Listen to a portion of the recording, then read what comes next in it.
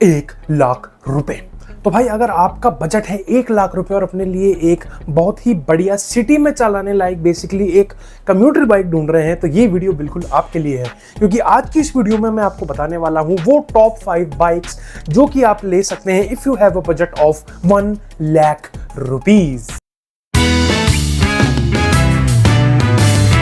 तो वीडियो में आगे बढ़ने से पहले अगर आपने अब तक हमारे चैनल को सब्सक्राइब नहीं किया है तो उसे तुरंत कर लेना यार। हम 5,000 सब्सक्राइबर्स के बहुत करीब हैं, हमें सिर्फ 450 से 400 सब्सक्राइबर्स ही और चाहिए। So please subscribe to the channel and let's start.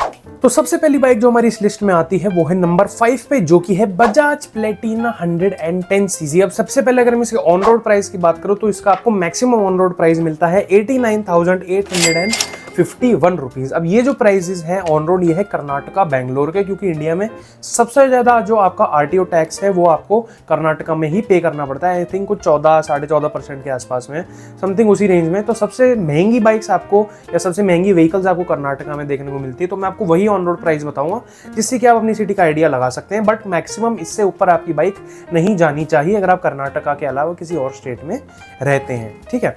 तो भाई अब बात करते हैं हम प्लेटिना 110 सीसी के फीचर्स के बारे में। सबसे पहले अगर हम इसके फ्रंट से शुरुआत करें तो इसके अंदर आपको एक एलईडी डीआरएल देखने को मिलती है। उसके नीचे इसके अंदर आपको रिफ्लेक्टर बेस्ड एलईडी हेडलाइट्स देखने को मिलती है जिसका कि थ्रो वगैरह काफी ठीक ठाक मिलता है आपको। उसके बाद में अगर हम इसके इंजन की बात करें तो इसके अंदर आपको 115.45 सीसी का इंजन मिलता है जो कि 8.48 bhp की पावर और 9.81 Nm का टॉर्क जनरेट करता है, जो कि मेरे हिसाब से काफी डिसेंट है कम्यूटर मोटरसाइकिल के लिए। इस प्राइस ब्रैकेट में काफी अच्छा आपको इसके अंदर पावर फिगर्स मिलते हैं।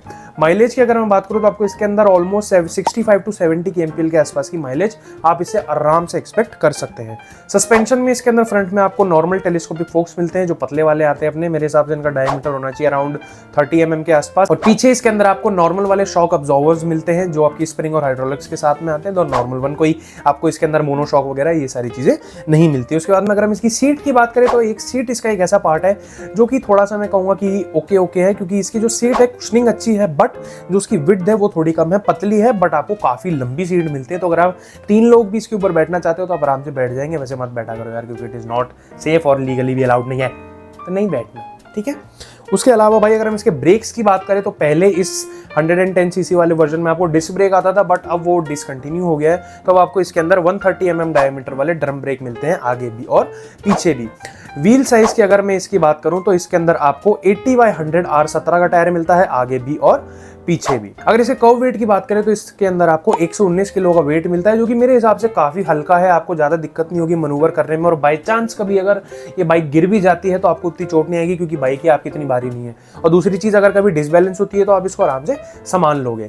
सीट हाइट की बात करें 807 mm की सीट हाइट मिलती है, तो 5'6" या 5'7" के आसपास के जो लोग हैं वो इसको बहुत आराम से चला लेंगे। ग्राउंड क्लियरेंस इसके अंदर आपको 200 mm की मिलती है जो कि सबसे ज्यादा है इस लिस्ट में। तो आपको ग्राउंड क्लियरेंस के मामले में कोई दिक्कत वाली बात नहीं है। जो इलीगल ब्रेकर्स बना देते हैं इंडिया में ऊंचे से, उसके अंदर भी आपको कोई भी दिक्कत नहीं आने वाली है। फ्यूल टैंक कैपेसिटी इसके अंदर आपको 11 लीटर की मिलती है, जिसमें से 2 लीटर आपका रिजर्व फ्यूल है। तो आपको राइडिंग रेंज है अराउंड इसकी माइलेज के हिसाब से क्लोज टू, मैं कहूंगा कि 680 to 750 किलोमीटर के आसपास एक फुल टैंक में ये बहुत प्यार से चल जाएगी। तो भाई ओवरऑल अगर हम बजाज प्लेटिना को सम अप करें तो भाई ये पहली बात तो वेरी फ्यूल एफिशिएंट, दूसरी चीज वेरी चीप, काफी सस्ती है, काफी आपको ठीक ठाक से डिसेंट सी चीजें मिल जाती है इसके अंदर। दूसरा, इसके अंदर आपको सेमी डिजिटल इंस्ट्रूमेंट क्लस्टर मिलता है, थोड़ा सा हिस्सा डिजिटल है, और स्पीडोमीटर जो है आपका वो इसका एनालॉग वाला मिलता है, तो ये भी एक अच्छी चीज है। नेगेटिव्स की अगर मैं बात करूं तो थोड़ी सी रिफाइनमेंट लैक करती है, एंड सेकंड मैं ये कहूंगा कि थोड़े से लुक्स इसके आउटडेटेड लगते हैं। अब यार देखो 90,000 का प्राइस ब्रैकेट है तो उसके अंदर ज्यादा एक्सपेक्ट भी नहीं कर सकते, बट ये 2 चीजें हैं जो थोड़ी सी मुझे ऐसा लगता है कि इंप्रूव हो सकती थी, बट ये है, ठीक है। तो अब हम चलते हैं अपनी नेक्स्ट बाइक की तरफ। तो 4th नंबर पे जो हमारी बाइक आती है वो है टीवीएस की स्टार सिटी प्लस। अब इसका जो आपको मैक्सिमम ऑन रोड प्राइस मिलता है which is in Bangalore Karnataka, that is 96,881। तो प्राइसिंग जो इसकी काफी ठीक ठाक है। अब अगर हम इसके स्पेसिफिकेशंस की बात करें तो फ्रंट में इसके अंदर आपको हेडलाइट मिलती है एलईडी रिफ्लेक्टर बेस्ड, तो नॉर्मल वाली आपको इसके अंदर हेडलाइट मिलती है। इंजन की अगर हम बात करें तो 109.7 सीसी का इंजन मिलता है जो कि 8.08 bhp की पावर और 8.7 Nm का टॉर्क जनरेट करता है, विच इज गुड। बट इसकी जो क्लास है उसके अंदर सबसे कम पावर जनरेट करती है बाइक, बट अगर प्राइस रेंज के हिसाब से देखा जाए तो काफी डिसेंट है ये, ठीक है। उसके बाद में अगर हम इसके सस्पेंशन की बात करें तो उसके अंदर आपको फ्रंट में टेलीस्कोपिक फोक्स मिलते हैं, वही आपको 30-31 mm डायमीटर के, और पीछे इसके अंदर आपको वही आपके नॉर्मल वाले सस्पेंशन मिलते हैं। बस फर्क इसके अंदर इतना है कि आपको 5 स्टेप एडजस्टेबल वाले मिलते हैं, तो वो एक डिफरेंस है। उसके अलावा अगर मैं सीट की बात करूँ तो वो इस बाइक की काफ़ी अच्छी चीज़ है, क्योंकि इसके अंदर आपको सीट की जो चौड़ाई है वो भी काफ़ी अच्छी मिलती है। और दूसरी चीज़ इसकी जो कुशनिंग और कंफर्ट है that is also really good. अब आई नो बहुत लोग सोच रहे होंगे कि भाई टीवीएस की गाड़ी की इतनी तारीफ कैसे कर रहा है, बट इस प्राइस रेंज के हिसाब से आपको काफ़ी अच्छा पैकेज ऑफर करती है, इसलिए मैंने इसको इस लिस्ट में ऐड किया है। तो ब्रेक की अगर मैं बात करूँ तो इसके अंदर आपको फ्रंट में डिस्क ब्रेक मिलता है। अब मैं ये सारे के सारे जो भी प्राइस है ना टॉप मॉडल के बता रहा हूँ, तो एक बार मैं ये चीज़ बता दूँ आपको। तो इसके अंदर आपको फ्रंट में डिस्क ब्रेक मिलता है 240 mm का विद ट्विन पिस्टन कैलिपर, पीछे मिलता है drum brake with 110 mm diameter, ठीक है। और इसके अंदर आपको SBT मिलता है which is synchronized braking system, same चीज जैसे आपको प्लेटिना में CBS मिलता है which is combi braking system. इसके अंदर आपको सिंक्रोनाइज्ड ब्रेकिंग टेक्नोलॉजी सिस्टम, जो भी आप कहना चाहे वो चीज इसके अंदर आपको मिलती है। बेसिकली जब आप पीछे वाला थोड़ा सा अपना ब्रेक अप्लाई करते हैं या पीछे वाला ब्रेक अप्लाई करते हैं तो आपका आगे वाला भी अप्लाई होता है, जिससे आपकी जो आपकी ब्रेकिंग परफॉर्मेंस वो बढ़ जाती है और आपका स्टॉपिंग डिस्टेंस कम हो जाता है। टैंक की अगर मैं बात करूँ तो टैंक इसके अंदर आपको बढ़िया मेटालिक टैंक मिलता है। फ्यूल कैपेसिटी की अगर हम बात करें इसके अंदर तो इसके अंदर आपको 10 लीटर्स की फ्यूल कैपेसिटी मिलती है, जिसके अंदर 1.6 लीटर्स आपका रिजर्व फ्यूल। अगर इसकी राइडिंग रेंज की बात करें तो आपको ये अराउंड 65 के आसपास का माइलेज दे देगी। तो riding range would be 600 to 650 670 kilometre पर फुल टैंक, ठीक है। कर्व वेट की बात करें तो 116 किलो की आपको बाइक मिलती है, तो काफी लाइट वेट है, सेम जैसे प्लेटिना जैसी, उससे भी थोड़ी सी हल्की है, तो काफी ठीक है। सीट हाइट इज 785 mm, जो कि अच्छी बात है। जो 5-6 के आसपास के लोग हैं वो भी इसको बहुत आराम से चला लेंगे। Ground clearance is 172 mm। अब ये थोड़ी सी कम है, बट मेरे हिसाब से इतनी भी कम नहीं है कि एक डील ब्रेकर हो जाए। तो ground clearance is okay, normal जो साइज के ब्रेकर्स या थोड़े से ऊंचे ब्रेकर है उनके ऊपर भी बहुत आराम से ये निकल जानी चाहिए, आपको कोई भी ऐसा दिक्कत नहीं होगी। अगर हम इसको समराइज करें तो भाई ओवरऑल इसके जो लुक्स है वो आपको काफ़ी ठीक ठाक से मिलते हैं, मतलब डिसेंट लुक्स। सेकंड चीज़, सबसे बढ़िया चीज़ कि भाई इसकी जो सिटिंग पोजीशन है, जो इसकी सीट का कंफर्ट है, कुशनिंग है, साइज़ है और जो इसकी लेंथ है वो आपको काफ़ी अच्छी मिलती है। तो अगर मैं इसके नेगेटिव्स की बात करूँ तो यार थोड़ी सी रिफाइनमेंट लैक करती है, एंड ऑल्सो जो सबसे अंडर पावर्ड बाइक है ये सेगमेंट में, बट इस प्राइस रेंज पे इतनी ही पावर आती है। बट नंबर्स के हिसाब से देखा जाए तो सबसे अंडर पावर्ड है ये। सो या थर्ड नंबर पे जो हमारी बाइक आती है वो है होंडा की लीवो। अब बहुत लोग सोच रहे होंगे कि यार होंडा लीवो कहाँ से लिया, ये तो लोग कहते हैं कि बहुत ज़्यादा ओवर प्राइस्ड है, बट मेरे हिसाब से it is a quite decent bike. Looks के मामले में काफ़ी अच्छी लगती है, तो मुझे तो पर्सनली काफ़ी पसंद है, तो इसलिए मैंने इसको इस लिस्ट में ऐड किया है। तो अगर मैं होंडा लीवो की प्राइसिंग की बात करूँ तो मैक्सिमम आपको ये मिलती है 1,07,920 रुपीज़ ऑन रोड इन बैंगलोर कर्नाटका, ठीक है। अब अगर हम इसके ओवरऑल लुक्स की बात करें तो फ्रंट में से देखने में काफ़ी अच्छी लगती है, आपको वही बड़ी सी इसके अंदर रिफ्लेक्टर बेस्ड LED हेडलाइट मिलती है।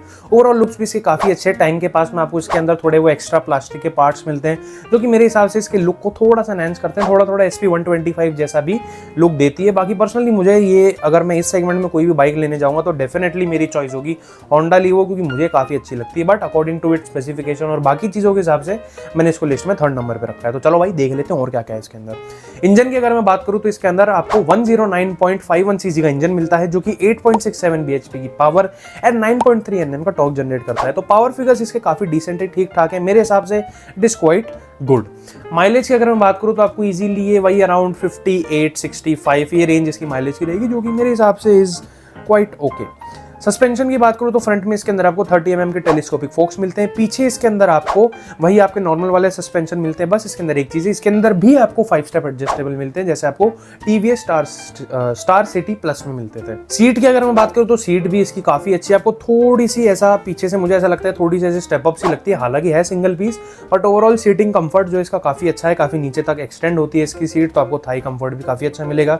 Cushioning is also very very good. Brakes की अगर मैं बात करूँ तो ब्रेक्स में इसके अंदर आपको फ्रंट में डिस्क ब्रेक मिलती है, 240 mm की डिस्क मिलती है और सिंगल पिस्टन कैलिपर आता है। रियर में ड्रम मिलता है 130 mm डायमीटर का। CBS ब्रेकिंग सिस्टम मिलता है, कॉम्बी ब्रेकिंग सिस्टम, सेम चीज, पीछे का ब्रेक दबाओगे आगे भी आपका ब्रेक एंगेज होगा, जिससे आपकी ब्रेकिंग परफॉर्मेंस इंक्रीज हो जाएगी। व्हील की बात करें तो इसके अंदर आपको आगे पीछे 18 इंचेस के व्हील मिलते हैं, 80/100 प्रोफाइल है उनकी, और एलॉय व्हील्स आते हैं, नॉर्मल वाले व्हील्स नहीं आते हैं। अगर हम इसके कर्व वेट की बात करें तो 114 किलो की बाइक आती है, तो काफी लाइट वेट है, आपको इजीली आपको मनूवर करने में कोई भी दिक्कत नहीं होगी। इसको सीट हाइट इसकी 790 mm है, वही 5-7 के आसपास के लोग बहुत आराम से इसको चला लेंगे। ग्राउंड क्लियरेंस इसकी 163 mm है, थोड़ी सी कम है बट डिसेंट है, इतनी भी बुरी नहीं है, काफी ठीक ठाक है। हाँ, एक जो इसका नेगेटिव पार्ट है वो ये कि इसके अंदर आपको फ्यूल टैंक कैपेसिटी थोड़ी कम मिलती है। इसके अंदर आपको 9 लीटर्स की फ्यूल टैंक कैपेसिटी मिलती है, जिसमें से 2 लीटर आपका रिजर्व है। तो एक फुल फ्यूल टैंक पे सॉरी, ये अराउंड मेरे हिसाब से जो इसकी फ्यूल एफिशिएंसी है 58 to 65, उसके हिसाब से अराउंड आप लगा लो कितना 580 से 650 अराउंड इतनी आपको रेंज दे देगी ये बहुत प्यार से, तो काफ़ी अच्छी चीज़ है इसके अंदर। और इसके अंदर आपको फुल्ली डिजिटल इंस्ट्रूमेंट क्लस्टर मिलता है जो कि काफ़ी अच्छी चीज़ है। और इसका इंस्ट्रूमेंट क्लस्टर ओवरऑल जो इसका लुक है और जो लेआउट है वो मुझे काफ़ी पसंद है। तो अगर मैं इसको ओवरऑल समराइज करूँ तो सबसे मेन चीज़ जो इसकी सबसे बेस्ट चीज़ है वो इसका इंजन, काफ़ी रिफाइंड और काफ़ी स्मूथ इंजन मिलता है आपको, जो बाकी इस रेंज की बाइक्स आती है उनकी तरह आपको रिफाइनमेंट इशूज़ इसके अंदर फील नहीं होंगे, तो ये काफ़ी अच्छी चीज़ है। दूसरा, आपको माइलेज जो है काफ़ी डिसेंट दे देती है, काफ़ी ठीक ठाक सा माइलेज दे देती है according to its engine power, और उसके हिसाब से काफ़ी सही देती है। लुक्स में भी मेरे को काफ़ी अच्छी लगती है ये। अगर मैं इसके नेगेटिव्स की बात करूँ तो वो ये रहेगा कि थोड़ी सी महंगी है, ऑन द कॉस्टलियर साइड। अगर ये 1 लाख के आसपास होती बैंगलोर में ऑन रोड तो मेरे हिसाब से काफ़ी अच्छा होता। 5-6 हज़ार ओवर प्राइस लगती है मेरे को। So yes, this is basically Honda Livo. तो सेकंड पोजीशन पे हमारी बाइक आती है वो है हीरो ग्लैमर। तो भाई ये एक ऐसी बाइक है जो कि मेरे हिसाब से सेकंड पोजीशन पे सबसे बेस्ट फिट होती है, क्योंकि ओवरऑल अगर हम इसके जो स्पेसिफिकेशन है उसके हिसाब से काफ़ी सही है। अगर मैं इसके ऑन रोड प्राइस की बात करूँ तो वो है 1,10,864। अब हाँ, थोड़ी सी कॉस्टलियर है, बट ये है कि जो इसके ओवरऑल स्पेसिफिकेशंस है और जो इसके अंदर आपको लुक्स वगैरह मिलती है उस हिसाब से इट इज़ क्वाइट गुड। तो लुक्स की बात करें, फ्रंट में आपको वही इसके अंदर बड़ी सी हेडलाइट मिलती है, आपको एलईडी रिफ्लेक्टर बेस्ड वाली हेडलाइट आती है इसके अंदर, हैलोजन टर्न इंडिकेटर्स, और इस जितनी भी बाइक्स है इस पूरी लिस्ट में इसके अंदर सब में हैलोजन टर्न इंडिकेटर्स, आपको हैलोजन, इसकी रियर लाइट, किसी में शायद से एलईडी भी, अब नए अपडेट्स का पता नहीं, बट पूरा पहले तो या अभी फिलहाल तो हैलोजन ही आपको मिलती है। अगर इसके इंजन फिगर्स की बात करें तो इसके अंदर आपको 124.7 सीसी का इंजन मिलता है जो कि 10.39 bhp की पावर और 10.4 Nm का टॉर्क जनरेट करता है। तो इंजन के मामले में काफ़ी पावरफुल बाइक है ये, मतलब अच्छी खासी पावर ओरिएंटेड बाइक है। तो अगर आप थोड़ा सा ऐसे जूम करने का भी सोचते हैं तो ये आप इसे थोड़ा बहुत कर सकते हो। अगर इसकी माइलेज की बात करें तो आपको अराउंड 55-60 के आसपास की देगी। माइलेज थोड़ी सी कम है क्योंकि पावर ज़्यादा है, तो ये थोड़ा सा ही। सस्पेंशन की बात करो तो इसके अंदर आपको वही नॉर्मल टेलीस्कोपिक फोक सस्पेंशन मिलते हैं 30-31 mm के आसपास के, और पीछे इसके अंदर आपको नॉर्मल वाले अपने सस्पेंशन मिलते हैं सेम टू सेम, जैसे आपको बाकी साइज बाइक्स में मिलते हैं जो आपके स्प्रिंग वाले आते हैं। नॉर्मल हाइड्रोलिक सस्पेंशन मिलते हैं इसके अंदर। सीट की अगर मैं बात करूँ तो सीट के मामले में इट इज़ क्वाइट गुड, थोड़ी लंबी सीट है, काफ़ी अच्छी कुशनिंग मिलती है आपको इस सीट में। और एक और चीज़, जो सीट के नीचे वाला इसका एरिया है वो ऐसा सीमलेस सा लगता है, तो जो मुझे देखने में थोड़ा अच्छा लगता है, ऐसे अलग अलग टुकड़े नहीं लगते देखने में, थोड़ा सीमलेस सा है, तो एक गुड और कंप्लीट लुक देता है इसको, जो कि मुझे काफ़ी अच्छा लगता है। और इसके जो टैंक के साथ में जो पार्ट एक्सटेंड होता है that also looks very good. अगर मैं इसकी ब्रेक्स की बात करूँ तो इसके अंदर फ्रंट में आपको डिस्क ब्रेक मिलता है जिसके अंदर आपको वही 240 mm की डिस्क मिलती है विद ट्विन पिस्टन कैलिपर। पीछे आपको इसके अंदर ड्रम ब्रेक मिलता है 130 mm के डायमीटर के साथ में, और इसके अंदर आपको IBS ब्रेकिंग टेक्नोलॉजी मिलती है। बेसिकली कुछ नहीं, इंटेलिजेंट ब्रेकिंग सिस्टम जिसको बोलता है। बेसिकली उसके अंदर क्या होता है, सेम चीज़ कॉम्बी ब्रेकिंग सिस्टम और जो आपका सिंक्रोनाइज्ड ब्रेकिंग सिस्टम आता है सेम चीज़ है। कोई सा भी ब्रेक लगाओ, दोनों ब्रेक थोड़े थोड़े अप्लाई होते हैं जिससे कि आपकी ब्रेकिंग परफॉर्मेंस अच्छी हो जाती है। व्हील साइज की बात करें 18 इंच के व्हील आते हैं। आगे आपको इसके अंदर 80/100 18 का टायर मिलता है और पीछे 100/80 18 का टायर मिलता है, तो ये थोड़ा सा जंबल सा है आगे पीछे का इसका टायर वाला सिस्टम। बट और हाँ, इसके रियर जो सस्पेंशन है वो आपको 5 स्टेप एडजस्टेबल मिलते हैं विच इज गुड। अगर इसके कर्व वेट की बात करें तो वो 122.5 kg का मिलता है, तो थोड़ी सी हैवी है इस पूरी लिस्ट के हिसाब से देखा जाए तो, थोड़ी सी हैवियर साइड पे, बट उतनी भी भारी नहीं है, ठीक है। सीट हाइट की बात करें तो 790 mm की सीट हाइट मिलती है आपको इसके अंदर। और अगर इसकी ग्राउंड क्लियरेंस की बात करें 170 mm की ग्राउंड क्लियरेंस है which is quite decent. 10 litres की फ्यूल कैपेसिटी आती है with 1.4 litres reserve fuel capacity. तो राइडिंग रेंज आपको ये आराम से दे देगी अराउंड 550, 600, 620 किलोमीटर के आसपास ही इसकी रेंज रहनी चाहिए, इतनी तो आपको आराम से दे देगी। अब अगर मैं ओवरऑल इसके समराइज अगर मैं इसको करूं तो पॉजिटिव्स में ये है कि इसके अंदर आपको पावर काफ़ी अच्छी मिलती है। लुक्स मेरे हिसाब से is quite decent. Seating comfort जो है इसका तो आपको काफ़ी अच्छा मिलता है। नेगेटिव्स में देखा जाए तो थोड़ी सी ओवर प्राइस्ड है, यही अगर ये 1,05,000 के आसपास होती तो मेरे हिसाब से काफ़ी सही होता है। 1,10,000 तो थोड़ा सा ज़्यादा है। और नेगेटिव्स में दूसरी चीज़ देखा जाए तो थोड़ी सी रिफाइनमेंट जो है लैक करती है ये एज़ कम्पेयर टू होंडा लीवो, या जो हमारी फर्स्ट नंबर पर बाइक आने वाली है उसके कंपैरिजन में थोड़ी सी रिफाइनमेंट लैक करती है। Although TVS star city plus से बेटर रिफाइनमेंट है, बट थोड़ी सी लैक करती है ये। तो जो हमारी नंबर 1 बाइक आती है इस लिस्ट की वो है the one and only Honda shine 125। जी हाँ, ये है इस लिस्ट की सबसे बेस्ट बाइक, और मेरे हिसाब से भी अगर आपका प्राइस रेंज 1 लाख रुपए के आसपास है तो Honda shine is the best bike in this price range. अगर मैं इसके टॉप मॉडल के सबसे हाईएस्ट प्राइस की बात करूँ तो वो आपको पड़ेगा 1,09,811 रुपीज़ का, जो कि मेरे हिसाब से काफ़ी ठीक ठाक है। अगर इसके हम स्पेसिफिकेशन की बात करें तो फ्रंट में इसके अंदर आपको वही रिफ्लेक्टर बेस्ड LED हेडलाइट मिलती है। इंजन की बात करूँ 123.94 सीसी का इंजन मिलता है जो कि 10.59 bhp की पावर और 11 Nm का टॉर्क जनरेट करता है। तो इंजन के मामले में काफ़ी अच्छी खासी पावरफुल बाइक है। इसकी जो इनिशियल और मिड रेंज है वो आपको काफ़ी अच्छी मिलती है। इनिशियल तो भाई इसका बहुत बढ़िया है, पिकअप के मामले में बहुत अच्छी है ये। जो लोग SP 125 को घोड़ा घोड़ा घोड़ा घोड़ा कहते हैं, पिकअप का घोड़ा, उससे पहले भाई शाइन 125 थी। अभी वैसे मेरे ख्याल से दोनों में सेम ही इंजन यूज होता है जहाँ तक मुझे पता है, मतलब अगर मैं गलत हूँ तो मुझे कमेंट में बताना, बट मेरे ख्याल से दोनों में सेम ही इंजन यूज होता है। टॉप स्पीड की अगर बात करूँ तो भाई 125 सीसी के हिसाब से ये आराम से 100 किलोमीटर/आवर तक चली जाती है, वहां तक जाना नहीं बट चली जाती है। सस्पेंशन की बात करें तो फ्रंट में इसके अंदर आपको वही पतले वाले आपके 30-31 mm डायामीटर वाले टेलीस्कोपिक फोक्स देखने को मिलते हैं और पीछे इसके अंदर आपको वही हाइड्रोलिक स्प्रिंग टाइप आपको इसके अंदर सस्पेंशन देखने को मिलते हैं। एडजस्टेबल है या नहीं वो एक्चुअली क्लियरली मेंशन नहीं है, बट जहाँ तक मेरा ख्याल है अब सब में एडजस्टेबल आ रहे हैं, तो इसके अंदर भी आपको 5 स्टेप एडजस्टेबल सस्पेंशन मिलने चाहिए।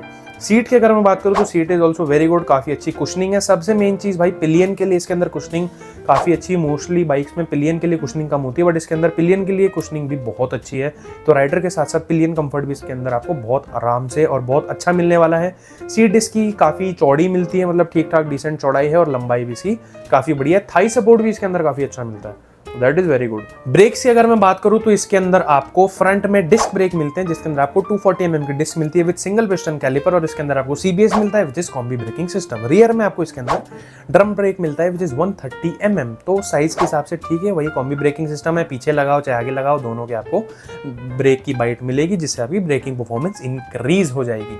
अब अगर हम इसके डायमेंशंस वगैरह की बात करें तो 114 किलो की ये बाइक है, इसका कर्व वेट है 114 kgs, जो कि इसको काफी लाइट वेट बाइक बनाती है और इसको मनूवर करने में काफी इजी बनाती है और थोड़ी सी पतली भी है ये, तो उस मामले में भी काफी बढ़िया चीज है। सीट हाइट इज 791 mm, तो आराम से 5-7 के आसपास के लोग बहुत प्यार से इसको चला लेंगे। ग्राउंड क्लियरेंस इज 162, ये एक थोड़ी सी जगह है जहाँ पे थोड़ी सी लैग करती है, थोड़ी सी नीची लगती है मेरे को इन टर्म्स ऑफ। बाकी अगर हम बाइक से कंपेयर करें तो मेरे ख्याल से सबसे कम ग्राउंड क्लियरेंस आपको इसमें मिलती है, बट फिर भी मीडियम साइज के ब्रेकर्स आराम से क्लियर कर लेगी। 10.5 लीटर्स की फ्यूल कैपेसिटी मिलती है, 1.3 लीटर्स का रिजर्व फ्यूल मिलता है। माइलेज की बात करें तो 55-62 ये रेंज में इसकी माइलेज आपको मिल जाएगी। अगर आप इसको ढंग से चलाओगे तो आप 60+ भी बहुत आराम से निकाल सकते हैं। तो राइडिंग रेंज इसकी होगी अराउंड, आप लगा लो 10.5 लीटर की टंकी है तो 560 से 620-630 किलोमीटर इसकी आप आराम से राइडिंग रेंज इतनी निकाल सकते हैं इस बाइक से। तो ओवरऑल अगर मैं इसको समराइज करूँ तो जो इसका इंजन है दैट इज़ वेरी गुड, काफ़ी टाइम से आ रहा है इंजन, तो रिफाइनमेंट के मामले में कोई इशूज़ नहीं है। हाँ, अगर आप बहुत ज़्यादा हाई RPM पे आते हो तो आपको बढ़िया वाली वाइब्रेशन देती है, वो तो खैर इस सेगमेंट की सारी बाइक से आपको देती है। तो इंजन इज़ वेरी गुड। दूसरी चीज़ जो इसका गियर बॉक्स है, अब इसके अंदर आपको 5 स्पीड गियर बॉक्स आता है तो वो बहुत बढ़िया है, काफ़ी स्मूथ गियर बॉक्स मिलता है। एंड सेकंड, कंफर्ट के मामले में it is very very good, खासकर इसका जो रियर सस्पेंशन है वो काफ़ी अच्छा है। फ्रंट में ये कहूँगा कि it is decent, but rear suspension काफ़ी अच्छा है। फिर इसके नेगेटिव्स की बात करें तो थोड़े से लुक्स ओल्ड लगते हैं, बट आज भी भाई ये बाइक काफ़ी बिकती है क्योंकि बजट रेंज बाइक है और काफ़ी अच्छी चीज़ आपको ये क्या बोलते हैं उसको प्रोवाइड करती है। और दूसरी चीज़ जो इसकी नेगेटिव्स है कि इसका जो इंस्ट्रूमेंट क्लस्टर है वो थोड़ा सा अपडेट होना चाहिए, अब इसके अंदर फुल्ली डिजिटल आ जाना चाहिए मेरे हिसाब से। अभी भी इसके अंदर शायद से आपको सेमी डिजिटल मिलता है जहाँ तक मेरा ख्याल है, या तो पूरा एनालॉग मिलता है तो सेमी डिजिटल, कमेंट्स करके बताना। So yes, this was our whole list about the bikes that you can buy if you have 1 lakh rupees. तो भाई अगर आपको वीडियो पसंद आई हो तो इसे लाइक जरूर करना और शेयर जरूर करना अपने दोस्तों के साथ में जो कि इस रेंज में कोई बाइक ढूंढ रहे हैं। इससे अच्छा उनको जो वीडियो है वो कहीं नहीं मिलेगा। और मुझे कमेंट करके बताना अगर आप और कोई प्राइस रेंज की ऐसी ही वीडियो देखना चाहते हैं या आप कोई और वीडियो देखना चाहते हो तो। और भाई FZS हाइब्रिड की वीडियो मैं जल्दी डाल दूंगा यार, मैंने आपको बोला था 15-16 तक आएगी स्टॉक में। मैंने उनसे बात करी थी, उन्होंने कहा है कि भाई उनकी एक दूसरी वाली ब्रांच है उसके ऊपर होगी तो हम वो मंगवा देंगे, फिर हम आपको फ़ोन कर देंगे, आप हमें फ़ोन कर लेना तो मैं उन्हें फ़ोन कर लूँगा, ठीक है। सो हाइब्रिड की वीडियो जल्दी आएगी FZS FI हाइब्रिड की। सो आज की वीडियो के लिए इतना ही। Thank for watching, subscribe to the channel and जय महाकाल एवरीबॉडी।